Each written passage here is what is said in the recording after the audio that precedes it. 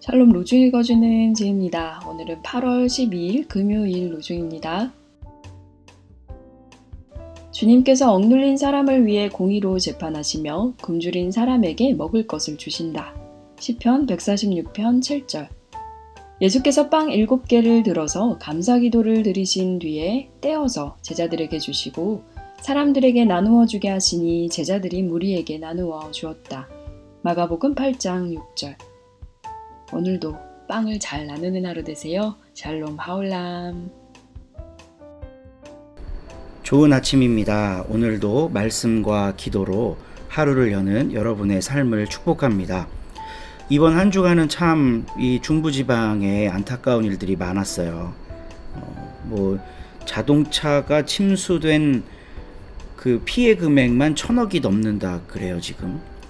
근데 이런 물질적인 피해 규모가 많이 보도가 되고 있는데 정작 더 중요한 건 사람의 생명, 그 생명을 잃은 사람들의 가족들, 이들이 느낄 그 감정에 대해서는 많이 보도가 되지 않는 것 같아요. 사실 그게 더 중요한 건데, 우리 사회가 사람의 생명을 더 존중하고 인간의 인간됨, 이 가치가 우선되는 그런 사회가 되면 참 좋겠다 하는 생각을 해봅니다. 오늘 시편 말씀과 마가복음 말씀은 하나님께서 가난하고 굶주린 사람들에게 먹을 것을 주시고 그들을 위로해 주신다는 내용입니다. 성경은 이 관심이 엄청나요. 가난한 사람은 그 사람이 무능하거나 게을러서 생기는 게 아니라 인간이 사회라고 하는 걸 구성하면서부터 필연적으로 나타나게 된 현상이거든요. 그러니까 사회가 구성이 되면 계급이 나타나고 어떤 제한된 자원을 활용하고 나누는 과정에서 누구는 많이 받고 누구는 조금 갖게 돼 있거든요. 그러니까 가난한 사람이라는 존재가 무조건 만들어지는 거예요. 그리고 그 안에서 인간성의 상실, 하나님의 형상으로 창조된 그 인간성이 파괴되는 일이 일어납니다. 그렇기 때문에 성경은 이건 있을 수가 없다, 이래선 안 된다. 하나님은 그 파괴된 인간성, 버려진 주변부로 내몰린 그 생명에 관심을 가지고 계신다라는 걸 창세기부터 요한계시록까지 끊임없이 어필합니다. 그래서 오늘 우리가 읽은 두 본문이요, 시편 말씀은 말 그대로 하나님이 억눌린 사람들을 위해 재판을 공정하게 하시고 굶주린 사람에게 먹을 것을 주신다고 말씀을 하세요. 그리고 마가복음에 나타난 7개의 떡으로 많은 무리들을 먹이신 이 사건, 예수님이 왜 그러셨을까? 그 배골코 있는 사람들을 측은하게 여기고 긍휼히 여겨서 그러셨던 거거든요. 여기에는 어떤 정치적 계산이나 이런 게 없어요. 그냥 하나님의 성품입니다. 그 사회적으로 배제돼서 가난의 삶을 살아야만 할 수밖에 없는 억눌린 생명들, 갓길로 내몰린 그 생명들을 존중해야 하고 사랑해야 한다는 걸 몸소 보여주신 거죠. 사람의 목숨보다 빚 때문에 피해를 본 재산에 더 관심 많은 사회가 귀 기울여야 하는 말씀입니다. 그런 세상 한가운데 존재하는 우리 교회가 어떤 지향을 가져야 하는지 너무나도 명확하죠. 그래서 오늘 우리 공동체가 이렇게 함께 기도하길 원합니다. 재물보다, 물질적인 것들보다 사람의 생명, 인간의 인간됨에 더 관심을 갖는 우리들의 공동체, 그리고 한국교회 되게 해주십시오. 기도로 승리하는 이 아침 되시기를 간절히 소망합니다. 오늘 함께 읽을 새한글 성경 본문은 마태복음 5장이고요. 유윤희 집사님이 낭독해 주십니다. 좋은 하루 되세요. 5장. 예수님이 그 무리들을 보시고 그 산에 올라가셨다. 예수님이 앉아 계시는데 그분의 제자들이 예수님께 나아왔다. 그러자 예수님이 입을 열어 그들을 가르치셨다. 이렇게 말씀하셨다. 복이 있습니다. 영이 가난한 사람들은 하늘나라가 그들의 것이니까요. 복이 있습니다. 슬퍼하는 사람들은 그들이 위로를 받을 테니까요. 복이 있습니다. 온유한 사람들은 그들이 땅을 물려받을 테니까요. 복이 있습니다. 정의에 굶주리고 목마른 사람들은 그들이 배부르게 될 테니까요. 복이 있습니다. 불쌍히 여기는 사람들은 그들이 불쌍히 여김을 받을 테니까요. 복이 있습니다. 마음이 깨끗한 사람들은 그들이 하나님을 뵙게 될 테니까요.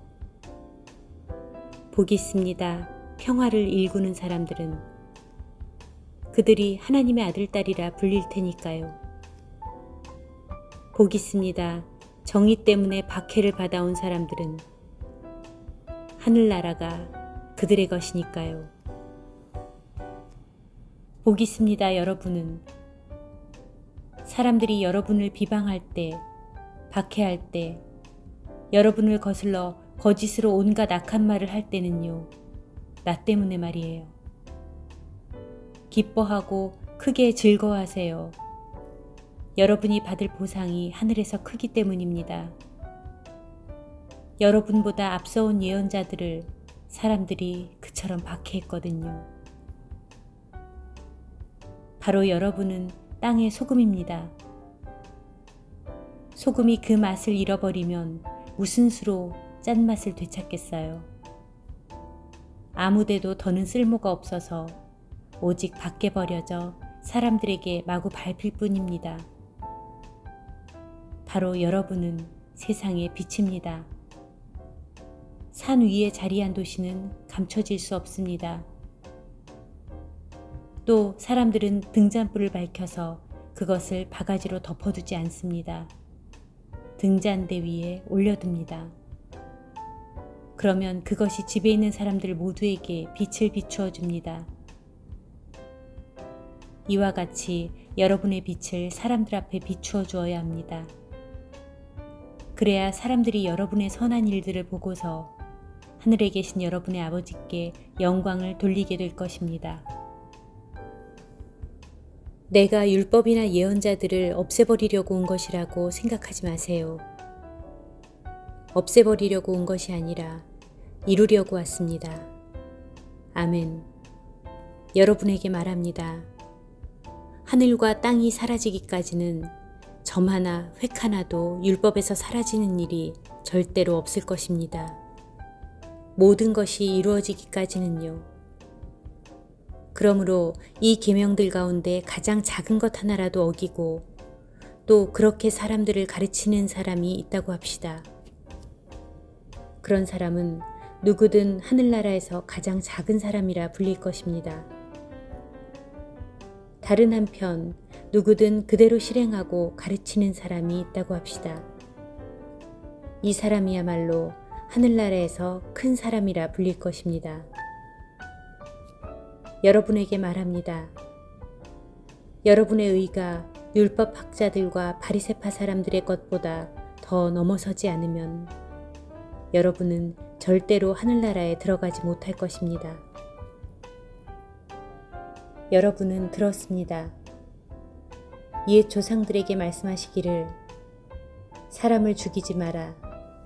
사람을 죽이는 사람은 누구든 그 책임으로 심판대에 끌려갈 것이다 하셨지요. 그러나 나는 여러분에게 말합니다. 자기 형제 자매에게 분노하는 사람마다 그 책임으로 심판대에 끌려갈 것입니다. 자기 형제 자매에게 바보라고 말하는 사람은 누구든 그 책임으로 유대아 최고의회에 끌려갈 것입니다. 또 멍청이라고 말하는 사람은 누구든 그 책임으로 지옥불 속에 던져질 것입니다. 그러므로 예물을 제단에 가져다 바치다가 거기서 무엇인가 그대에게 맺힌 것이 있는 형제 자매가 생각난다고 합시다. 그러면 거기 제단 앞에 그대 예물을 그대로 두고 먼저 가서 그대의 형제 자매와 화해하세요. 그러고 와서 그때 그대 예물을 가져다 바치세요. 가서 그대를 고발하는 사람과 빨리 문제를 해결하세요. 아직 그대가 그와 함께 길에 있는 동안에요. 그렇지 않으면 고발하는 사람이 그대를 재판관에게, 또 재판관은 아랫사람에게 넘겨줄 것입니다. 그래서 그대는 감옥에 던져질 것입니다. 아멘, 그대에게 말합니다. 그대는 거기서 절대로 나오지 못할 것입니다. 마지막 고드란트까지 싹 갚기 전에는요. 여러분은 들었습니다. 말씀하시기를 배우자 아닌 사람과 잠자리 하지 마라 하셨지요. 그러나 나는 여러분에게 말합니다. 욕망을 품고서 여자를 보는 사람은 다 이미 그 마음속으로 그 여자와 잠자리한 것입니다. 그대의 오른쪽 눈이 그대를 죄의 유혹에 걸려 넘어지게 하면 그 눈을 뽑아서 던져버리세요. 그대 몸의 한 부분을 잃더라도 그대 몸 전체가 지옥에 던져지지 않도록 하는 것이 그대에게 이득이니까요. 또 그대의 오른쪽 손이 그대를 죄의 유혹에 걸려 넘어지게 하면 그 손을 잘라 내어 던져버리세요. 그대 몸의 한 부분을 잃더라도 그대 몸 전체가 지옥에 빠져들어가지 않도록 하는 것이 그대에게 이득이니까요. 말씀하시기를 자기 아내와 갈라서려는 사람은 누구라도 갈라서겠다는 증서를 그 여자에게 주어야 한다 하셨지요. 그러나 나는 여러분에게 말합니다. 음란한 짓을 저지르지 않았는데도 자기 아내와 갈라서는 사람은 모두 그 여자를 바람피우게 만드는 것입니다. 또 이혼을 당해 갈라선 여자와 결혼하는 사람은 누구든 바람을 피우는 것입니다. 또 여러분은 들었습니다. 옛 조상들에게 말씀하시기를 맹세한 것을 어기지 마라.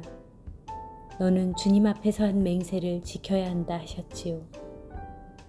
그러나 나는 여러분에게 말합니다. 맹세를 전혀 하지 마세요. 하늘을 두고서도 하지 마세요. 하늘은 하나님의 임금자리이기 때문입니다. 땅을 두고서도 하지 마세요. 땅은 하나님의 발받침대이기 때문입니다. 예루살렘을 걸고서도 하지 마세요. 예루살렘은 큰 임금의 도시이기 때문입니다. 그대 머리를 걸고도 맹세하지 마세요. 그대는 머리카락 하나도 희게나 검게 할 수 없기 때문입니다.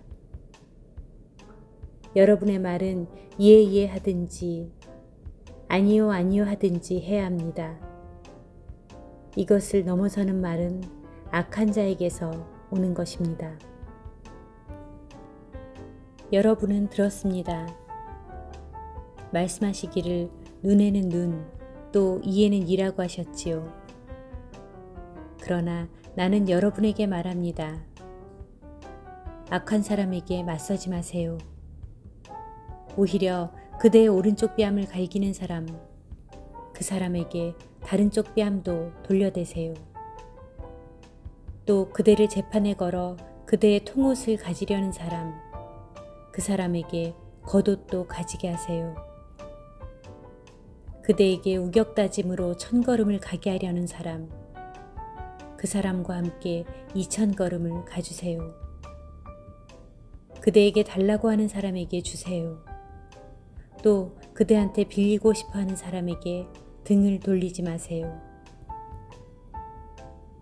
여러분은 들었습니다. 말씀하시기를 너의 이웃을 사랑하라. 그리고 너의 원수를 미워하라 하셨지요. 그러나 나는 여러분에게 말합니다. 여러분의 원수들을 사랑하세요. 또 여러분을 박해하는 사람들을 위해 기도해 주세요.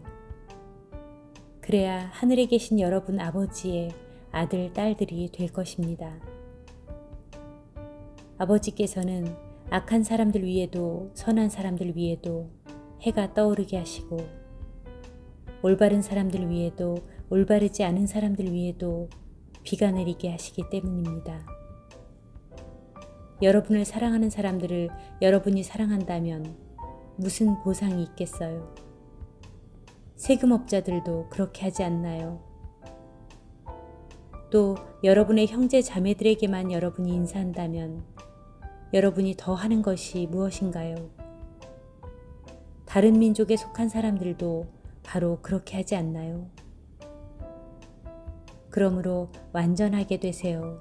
여러분은요. 여러분의 하늘 아버지께서 완전하신 것처럼요.